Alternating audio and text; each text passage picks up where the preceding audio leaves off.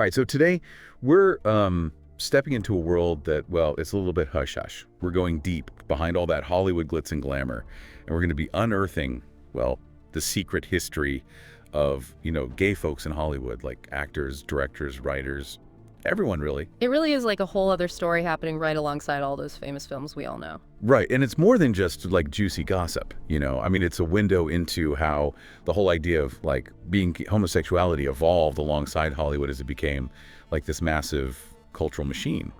And guiding us on this deep dive is David Ehrenstein and his book Open Secret: Gay Hollywood 1928-1998. Oh, it's a fantastic book. It's amazing how he uncovers this paradox. Like Hollywood, it's always had a reputation for being so open, so liberal, but at the same time it works so hard to keep the lives of LGBTQ individuals a complete secret.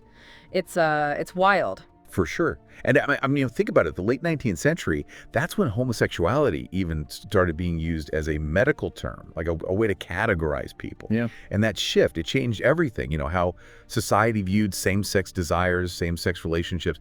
It's an impact that we're still feeling today. Absolutely. It's like, think about figures like Oscar Wilde and Marcel Proust. Oh yeah, those literary giants. Exactly. They were navigating their own desires, but in a world that said, nope, you can't be open about this. It was taboo. It was dangerous. It's like, think about Proust's remembrance of things past. It's his whole masterpiece dealing with hidden desires and forbidden love. Exactly. And it was a delicate dance, wasn't it? They could express themselves, but they had to be so careful. Imagine having to speak in code, to use metaphors, just to say how you felt. And that tension between visibility and invisibility, that becomes a core theme in the story of gay Hollywood.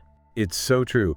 It actually reminds me of something Ehrenstein shares about his own childhood. He talks about learning about homosexuals not from accurate sources, but from those like really scandalous gossip magazines, like Confidential back in the 50s. Confidential, that's a whole story in itself. Talk about a distorted view. It's crazy. Yeah. It's incredible though, isn't it? Even with such limited and often warped public knowledge, Hollywood itself was just teeming with closeted individuals. It's like this weird world of open secrets, right? Everyone knew, but no one was allowed to talk about it. Exactly. And then the book really delves into, the studios, how they worked so hard to keep their stars' sexuality under wraps. And it's funny because many of the studios were actually run by gay people themselves. It's crazy the lengths they went to for image control. Totally. And why do you think they did that? Like, what was the driving force behind all that secrecy? Well, think about it. Stardom, especially back in Hollywood's golden age, was a business. Studios poured tons of money into crafting specific images for their actors. They did whatever it took to protect that image, and ultimately, their box office returns. Any hint of scandal, any whisper of something that didn't fit that image had to be completely squashed. Think about Rock Hudson. He was like the ultimate Hollywood heartthrob, the epitome of masculinity. Oh, absolutely. But Ehrenstein details how his marriage to Phyllis Gates, it was all for show, totally a PR stunt to maintain that image. It's a classic example. And then there's Liberace. Oh, Liberace. So flamboyant, right, And larger than life. His persona, it was so over the top that it almost acted as a shield, a smokescreen for his real life. Like, it's almost as if no one could believe it because, well, he was Liberace. It's like they were all playing this high-stakes game, their personal truth versus this carefully constructed public image. And if you defied the system, if you stepped out of line, well, it could mean the end of your career. It's intense. That constant push and pull, that tension between individual identity and the studio's control, that's a theme you see again and again throughout the book. It really makes you think about the cost of fame and success for LGBTQ individuals in a world that wasn't ready to accept them. And the book doesn't shy away from the tough stuff either. The AIDS crisis, as Ehrenstein documents, really forced Hollywood to confront the issue of gay identity, head on. Silence wasn't an option anymore. It's true, it's tragic, but the AIDS epidemic forced a much more open dialogue about sexuality, both within Hollywood and in society as a whole. Right. It's like this horrible tragedy pushed open a door that had been locked for so long. And films like Longtime Companion and Philadelphia, they raised awareness, but they showed the limitations. Hollywood was tackling these really sensitive topics, but there was a tendency to either sanitize them or, to exploit them. Yeah, it's like this weird mix, right? Progress, but then also, maybe not always handling it in the best way. Exactly. And Ehrenstein points to the 1990s as this kind of turning point. We start to see more nuanced and more positive portrayals of gay characters in film and television. It's like, finally. And a big reason for that was because there were more openly gay writers, directors, and producers working behind the scenes. He's like, they could finally tell their own stories, without having to hide or disguise them. Think about the rise of shows like Will and Grace, or of course, Ellen DeGeneres coming out on her show. Oh, Ellen, that was huge. It was a massive cultural shift. It changed how the public saw things and opened up so many possibilities for LGBTQ visibility in Hollywood. It's amazing. It was. But even as Hollywood seemed to be getting more accepting on the surface, Ehrenstein reminds us that there were still a lot of anxieties, a lot of challenges for actors who were still closeted. It's like, you think things are changing, but those old habits, those old fears, they die hard. It's like that old instinct to control the image, to stay in the closet. It didn't just disappear overnight. Right. And he tells this really fascinating story about a conflict that happened behind the scenes on the set of Tales of the City. There was this actor who he insisted on keeping his sexuality hidden. It's really eye-opening because it shows how deeply ingrained those fears were, even as things were supposedly becoming more progressive. It's like, wow, even in a supposedly safe space, those fears, that pressure to stay hidden, it was still so real. And it's not just about, individual actors struggling either. It also highlights the power structures in the industry itself. Studios, they still held a lot of power, and they weren't always, let's say, thrilled about all these changes happening. It's true. The industry was changing, but it was fighting back in all the ways. And then there's the media's role in all of this. Think about it, how the media covers gay issues. It's evolved so much. Oh, yeah, big time. I mean, it's gone from, straight up sensationalism, those confidential style exposes, to something a little more, nuanced in modern media. But even today, it's not always, let's say, perfect. The coverage can be problematic, which reminds us that the media, it both reflects and shapes how society thinks about these issues. It's a powerful force, for sure. And so, in a way, we've got all these forces at play, all shaping the narrative of gay Hollywood. Public perception, studio control, the choices individuals made, and the media's, endless hunger for stories. It's a lot, and it's complicated. It is, and it's still unfolding, isn't it? I mean, we do see more visibility, more acceptance these days, but those echoes of the past, of hiding and image control, they're still there. It's a constant struggle. It is. It's like we're still wrestling with those big questions, Yeah. Like, what does it mean to be your true self? How do you balance that with your ambitions? And what role should the media play in all of this? Big stuff. Big stuff, yeah. And maybe the biggest question of all, the one that keeps coming back to me is, can an industry built on image, built on illusion, ever truly embrace the complexity of identity? I mean, is that even possible? What do you think? It's a tough one, that's for sure. But before we, get too philosophical, I want to go back to something that Ehrenstein touches on that really got me thinking. He talks about how the layout of Los Angeles itself, how the city is designed, actually played a part in shaping the social dynamics of gay Hollywood. Oh, absolutely. Los Angeles, it's so spread out with all its different neighborhoods and scenes, right? Yeah. And that allowed these pockets of gay life to thrive. It's like the city itself provided cover, a place away from the judgment, away from the mainstream. Like you could blend in and create your own world, a little bit hidden, a little bit secret. It's fascinating. Yeah. And it wasn't just, about private spaces either. He talks about gay bars and clubs, places like the 326. These were places that became so vital for the community to come together, to express themselves. It's like these little oases in the desert. Absolutely. They offered this feeling of belonging, right? A safe haven from the pressures of the outside world, a place to connect, to socialize, to be themselves without fear of judgment. And it wasn't just the rich and famous there. Right. It wasn't just like the Hollywood elite. Exactly. Ehrenstein talks about this mix of people you'd find at these bars, struggling actors, big stars, drag queens, everyone. It was a true melting pot, a real community. It's so cool to think about how that diversity, that inclusion clashed with the image that Hollywood presented to the world, the perfect families, the glamorous stars. Like there were two parallel universes coexisting. It's so true. And then there's this whole other layer to it because he talks about how the police often turned a blind eye to these gatherings. Like as long as they stayed hidden, as long as they didn't make a fuss, everyone was happy. It was this unspoken don't ask, don't tell policy before don't ask, don't tell. It's wild, right? It's like, we know you're there, just just keep it quiet and we won't bother you. Yeah, it's exactly that. But that tolerance, it was always fragile. It could shift depending on who was in power, how the political winds were blowing.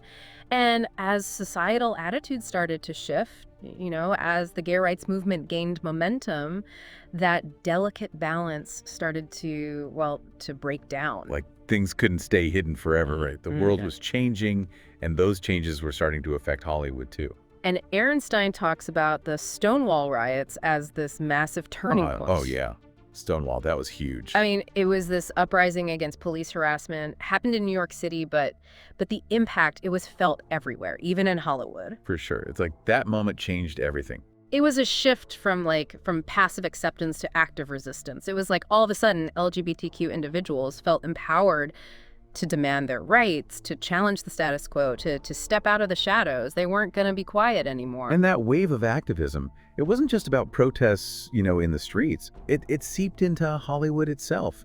You had LGBTQ people within the industry starting to organize, demanding better representation and really challenging those homophobic practices that had been the norm for so long. And it was a fight on multiple fronts. You had external homophobia and then internalized fear, shame that kept so many people silent. It's heartbreaking, really. Like you're fighting the world and you're fighting yourself at the same time. Ehrenstein documents this long and difficult struggle. There were setbacks, there were victories, but it eventually led to a gradual change in the cultural landscape. He's showing how the world, slowly but surely, started to open up. And it wasn't just about changing minds. It was about changing actions, about challenging those power structures that had been in place for so long, those structures that kept things the way they were. Exactly. Think about the impact of Ellen coming out. That wasn't just a personal decision. It was a political act, a really powerful statement that shook the industry to its core. It really was. It's Yeah. like she broke down a wall, a wall that had kept so many people trapped in fear and silence. Her courage, it paved the way for so many others to follow, to live more openly, more authentically. And she showed that LGBTQ individuals, they deserve a place in the spotlight, just like anyone else. It's incredible to think about how far we've come from those early days of hidden lives and whispered secrets. It's like we've come so far, but there's still work to be done. Yeah, we've come a long way, but we're not there yet. And Ehrenstein, he wraps up his book by, discussing this complex interplay between public perception, studio control, and individual agency.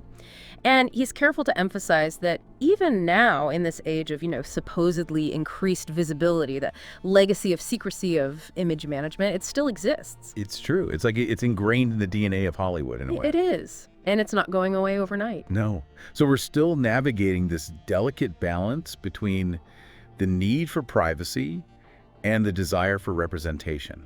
And that balance, it's always shifting, always evolving. And that's the most important takeaway from Ehrenstein's work. It's not a fixed narrative, This story of gay Hollywood, it's a process. It's this constant back and forth between the past, the present, and the future. It really is. And it makes you think about how we got here. All the forces at play, all the people who fought for change, all the stories hidden and revealed. And it makes you think about where we're going next. And that's what makes this so fascinating. Absolutely. It's a story that's still being written, know? And we're all a part of it. We are. It's amazing to think about. It is. And, as we wrap up this part of our deep dive, I keep thinking about this quote from Gore Vidal. You know Gore Vidal, right? Yeah. Never shied away from a little controversy. Yeah, Gore Vidal, he always had something to say. What was the quote? He once said, and I'm paraphrasing here, but it was something like, Hollywood is a place where they'll pay you $1,000 a day for your emotions, but only 75 cents for your ideas. Wow. That's pretty spot on, isn't it? I mean, it gets right to the heart of the dilemma that so many LGBTQ individuals faced in Hollywood. Right. It's like your talent, your ability to emote, that's valuable, but your ideas, your identity, well, that's a threat. That's something to be managed, to be controlled, to be hidden away. It's a tough reality. And it makes you wonder how much creativity, how much authenticity has been lost over the years because of fear. How many stories haven't been told, how many voices haven't been heard because people were afraid to be themselves. It's a lot to think about, for sure. It is. And Ehrenstein's book, it gives us a glimpse into that human cost, the sacrifices, the dreams put on hold, all to maintain a certain image, to fit into a system that wasn't built for them. It's both inspiring and heartbreaking. you know? It is. It's a tapestry woven from triumph and tragedy. And it's a story that's still unfolding, a story that we're all a part of. And that's what's so powerful about it. It is. It's a call to action, a reminder that the fight for equality, the fight for representation, the fight for the right to live and work authentically without fear, that fight's not over. No, it's not. Yeah. And it makes you think about the power of storytelling, you Yeah. know, how stories can reflect reality, how they can shape it, how they can both entertain and enlighten, how they can challenge us and inspire us. And that's what Open Secret does so brilliantly. It uses stories, personal anecdotes, behind-the-scenes glimpses to illuminate this hidden history. It gives voice to those who were silenced. It reminds us that the fight for LGBTQ rights, it's not just political, it's deeply human. And it makes you wonder about the future, right? How will Hollywood continue to grapple with issues of representation and identity? Will there ever be a time when everyone, regardless of their sexuality, can just, live and work openly and freely? I mean, can we get there? Is that even possible? Those are the questions we need to keep asking. Exactly. And that's powerful because when we see each other as human beings, when we see each other as individuals with our own stories, our own experiences, then maybe, just maybe, we can create a world where everyone can truly shine. It's a beautiful thought. It is. And it really captures the spirit of what we're doing here. We've explored the hidden history of gay Hollywood, the challenges, the triumphs, the complexities. But ultimately, it's a story about the human desire for connection, for authenticity, for the freedom to be yourself. And that's something we can all relate to, no matter who we are or who we love. I couldn't agree more. That's the heart of it all. As we wrap up, there's one story from the book that keeps coming back to me. It's about the director, James Whale. The guy who made the classic Frankenstein films. Oh, James Whale. Yeah. A fascinating figure. Ehrenstein describes him as openly gay in the early days of Hollywood. Back then, that was almost unheard of. He refused to hide who he was, even though it could have cost him everything. He was definitely ahead of his time. And it's interesting because despite his success, despite his talent, his later years were marked by loneliness and isolation. It's like he was a pioneer, Yeah. but he paid a price for his boldness. Yeah, it's poignant. And Ehrenstein actually suggests that, his tragic suicide, it might have been prevented if he had lived in a more accepting time. It's a reminder that prejudice, discrimination, they have real consequences. They can be devastating. It's a story that really stays with you. It makes you think about all the James Whales throughout history, all the talented individuals who were forced to live in the shadows, their potential stifled because of who they were. And it makes you wonder, how many stories are still out there waiting to be told? How many voices still need to be heard before we can truly say that Hollywood and the world beyond has embraced the full spectrum of human experience? That's the question, isn't it? And I think it's a question we all need to keep asking ourselves. It's a lot to think about. But as we've learned today, thinking is just the first step. It's the conversations we have, the stories we share, the actions we take that ultimately shape the world we live in. Couldn't have said it better myself. So keep thinking, keep questioning, keep exploring, and keep the conversation going. Yes. And we'll be back soon with more from our deep dive into the open secret of gay Hollywood. Can't wait. It really is fascinating, this whole thing we've been talking about, this tension between being so open and yet so secretive. Right. How can a place be both at the same time? It's is it open? Is it closed? What's going on? It is. And as we've been uncovering these stories, these hidden lives, these meticulously crafted public images, it's clear that this paradox is not just some quirky footnote in history. Yeah, no. It speaks to something much deeper, something kind of, universal about being human. Totally. We all want to belong, right? We all want to be accepted for who we are, find our place, Exactly. And for a lot of, LGBTQ individuals in Hollywood, that desire was, it was often met with a lot of fear, a lot of prejudice. And pressure. So much pressure to conform. Oh, absolutely. It's like they were constantly caught between two worlds. The world they wanted to live in, the world they dreamed of, and then the world they were told they had to live in. It's tough, to navigate that space, that in-between space. It takes a lot of resilience. For sure. A certain, cunning, even. It does. And even, kind of bravery that not everyone has. It's true. You have to be brave to be yourself, especially when the world's telling you not to be. And that's precisely what makes this story so compelling, so relevant even today. Right. Because even though things have gotten better, society's a bit more accepting, those questions about identity, about belonging, about being free to be who you are. Those questions never really go away, do they? No, they don't. They're always there, lurking beneath the surface. And it's not just about LGBTQ individuals either. It's about, anyone who's ever felt like an outsider. Yeah. Anyone who's felt pressure to hide a part of themselves just to fit in. Anyone who's had to fight to be seen, to be heard for who they truly are. I mean, that's a universal experience in a way, isn't it? It really is. And it strikes me that even with all the progress, all the shifts we see in the industry, that old saying, it's not what you know, but who you know. Well, it might be even more true in gay Hollywood. That's interesting. Tell me more. Well, Ehrenstein talks about how those hidden social spaces, those bars and clubs, Right, yeah. they weren't just about, letting loose and having fun. No. They were networking hubs. They were places where, connections were made, favors were exchanged, careers were launched. Like a secret society almost. In a way, yeah. And it all happened outside the traditional studio system. It was a way to kind of circumvent that control, that relentless pressure to conform. That's so cool. Like a whole underground network operating right under everyone's noses. It makes you wonder, does that same dynamic still exist today? That's the question, isn't it? Even with, things being more open, are there still these unspoken rules, these secret handshakes that determine who gets ahead in Hollywood? Well, Ehrenstein's book, it focuses on a specific period, but it definitely raises questions about power structures in Hollywood and how those structures might continue to shape opportunities. That's like that old saying, the more things change, the more they stay the same, right? Exactly. I mean, we see more diverse faces on screen these days, but behind the scenes, are those same forces still at play? Are the same people still calling the shots? It makes you think, doesn't it? Like, who's really in control? Whose stories are being told and whose stories are being silenced? It's something to think about. As a viewer, as a listener, you have to be aware of those forces at play beyond the obvious. Think about the decisions that are being made about casting, about directing, about which projects get greenlit. It's like we need to develop a more critical eye, a more discerning ear for the stories that we're being told. I think that's a great way to put it. We can't just take things at face value. We have to look deeper, dig a little bit, try to understand the context, the history, the forces that shape the narratives we consume.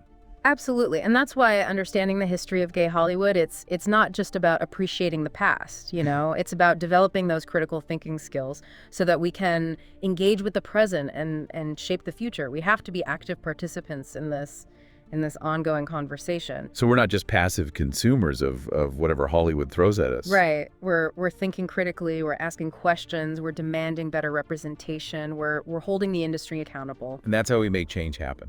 Exactly. And with that in mind, I think it's time to wrap up this part of our deep dive. Yeah, it's been a really thought-provoking conversation. It has. And I think the biggest takeaway for me is that, we've come a long way, but we're not there yet. And understanding the complexities of the past, those hidden stories, those unspoken rules, it can help us navigate the present and create the future that we want to see. It can. And it's up to all of us to keep pushing forward, to keep the conversation going, to keep fighting for a more just and equitable world. And to keep asking those tough questions. Absolutely. Never stop questioning, never stop demanding better, and never, ever let anyone tell you that your story doesn't matter. Because every story matters. Every single one. It really makes you think, what happens when a whole group of people is forced to live in secrecy like that? I mean, how does it affect their lives, their relationships, their art? It's got to have an impact, right? It's a good question. And Ehrenstein actually touches on that when he talks about the lavender scare in the 1950s. Oh, yeah, the lavender scare. And it wasn't just about Hollywood, this the whole nationwide thing, this witch hunt targeting LGBTQ folks in government jobs. It was a really dark time, fueled by fear and paranoia and just plain homophobia. Absolutely. And people lost their jobs, their reputations, their families, all because of who they loved. Mm-hmm. It's heartbreaking, and it shows how these forces of control and repression, they go way beyond just entertainment. Oh yeah, it's much bigger than Hollywood. It affects every aspect of life. Mm-hmm. And it makes you think about the bravery it took for individuals to just live their truth. to create art, to find love, to build community in a world that was actively trying to erase them. That's incredible. It's resilience, isn't it? Like this incredible spirit of defiance. And you see that throughout the story of gay Hollywood, from those coded messages in classic films to those underground networks of support. LGBTQ folks, they found ways to exist, to thrive, even when the world told them they shouldn't. They carved out their own spaces, created their own worlds, and they did it all under the radar. They did. They had to. It's amazing, and it brings us back to this idea of the power of storytelling. These stories, they were hidden for so long, and now they're finally being brought to light. And they're challenging us to rethink our assumptions, to see the humanity in people who are marginalized, to celebrate the diversity of human experience. That's powerful. It is powerful, and it's not just about, looking back and reflecting on the past. It's about moving forward. It's about how do we create a world where those stories don't have to be hidden anymore, where everyone can live authentically without fear of judgment or persecution. Right, that's the goal. So how do we get there? I think it starts with awareness, with understanding the history, with listening to those voices that were silenced for so long, with challenging those power structures that perpetuate inequality, not just in Hollywood, but everywhere. And it's about, each of us making a conscious choice to be more inclusive, to celebrate diversity, to create spaces where everyone feels safe to be themselves. Couldn't agree more. It's about taking action, not just talking about it, but actually doing something to make a difference. So as we wrap up this deep dive, I'm left with this sense of hope. The journey towards true equality, it's ongoing, but we're making progress. And by sharing these stories, by having these conversations, by challenging the status quo, we can create a future where everyone has the chance to shine. Beautifully said. And remember, the next time you watch a movie, think about the stories that might not be on the screen. Think about the stories of the people who fought to make their voices heard, who challenged the norms, who paved the way for a more inclusive, more representative world of entertainment. Their legacy lives on, not just in the films they created, but in the ongoing struggle for equality and the celebration of human diversity. It's an incredible legacy, and it's been an incredible journey, exploring this fascinating and often overlooked chapter of Hollywood history. It really has. And we hope you, our listeners, feel inspired to continue the conversation, to learn more, to advocate for a world where everyone's story can be told. So until next time, keep diving deep.